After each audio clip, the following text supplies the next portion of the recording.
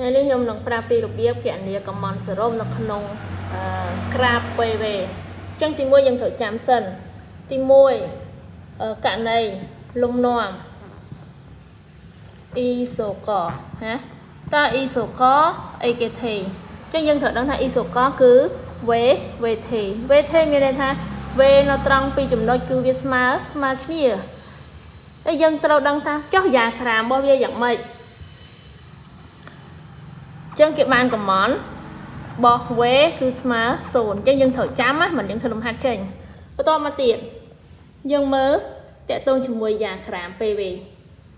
ណាយើងមើលយ៉ាក្រាម PV យ៉ាក្រាម PV ព្រោះសមីការរបស់យ៉ាក្រាមរបស់វាមាន P សំទោសមាន V និង P ណាបន្តមកអញ្ចឹងយើងត្រូវដឹងថា V ទេអញ្ចឹងវាមានតែមួយប្លោះឯង V ទេទោះវាមាន V 2ក៏នៅតែ V ប៉ុណ្ណឹងដែរសំខាន់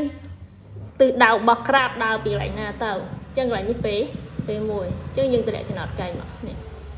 អញ្ចឹងអាចំណុចត្រង់នេះយើងត្រូវចាំថាជាលំនាំ e សូកត្រូវចាំថាក្រាបបន្ទាត់ឈរនេះគឺជាលំនាំ e សូក V ទេនេះ V ទេទៅកំណត់វាស្មើ0ចឹងយើងបន្តមកទៀតយើងត្រូវចាំថាលំនាំ e សូបាអីគេទេហើយវារូបរាងបែបម៉េចក្រាបរបស់វាណា e សូបាពេទេកាលណាពេទេគេបានកំណត់របស់វាស្មើនឹងពេកតា v2 ដល់ v1 បើយើងសិក្សានៅត្រង់ចំណុចក្រាបគឺយើងដូរពី2ទៅជាចំណុច ABC យ៉ាងទៅតោះណាបន្តមកទៀតយើងសិក្សាយ៉ាក្រាម PV ចឹងកាលណាយើងសិក្សាយ៉ាក្រាម PV យើងទៅមើលក្រាបវាមានបែបនេះនេះអាដេកអា V អាឈរអា P វាមាន P ណាតមកមាន V2 យើងដាក់ទាំងពីរទៅដើម្បីងាយមើលខ្លួនឯងអូខេ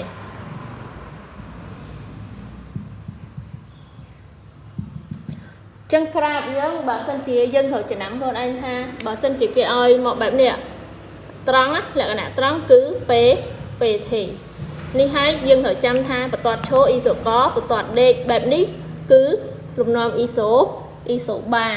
យើងត្រូវចាំវាបែបហ្នឹងមិនយើងធ្វើលំហាត់កើតអញ្ចឹងនៅពីយ៉ាក្រាមទៀតខ្ញុំនឹងធ្វើវីដេអូបន្តណា